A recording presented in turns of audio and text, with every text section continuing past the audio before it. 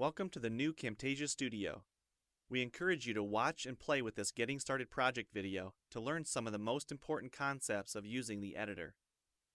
If you want more in-depth tutorials that will walk you through the entire process of recording, editing, and sharing your videos, then please watch the Getting Started tutorials using this link under the Help menu.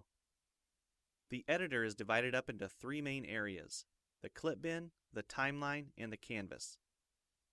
The canvas is where you see your video during playback and can move, resize, and reposition all media however you want.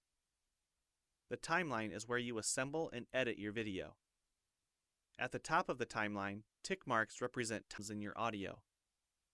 New media can be dragged and dropped on an existing track, or a new track is automatically created when media is dropped at this location at the top of the timeline.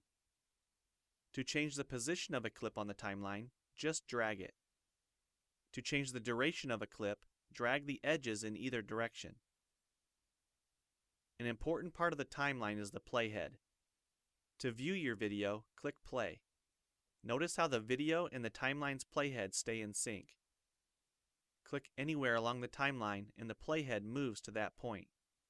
To remove a portion of your video, make a selection with the green in point and red out point. Then click the Cut button. If you don't want media cut on a specific track, just click the lock icon.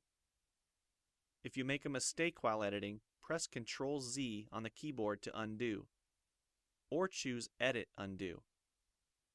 Double-click the playhead to deselect.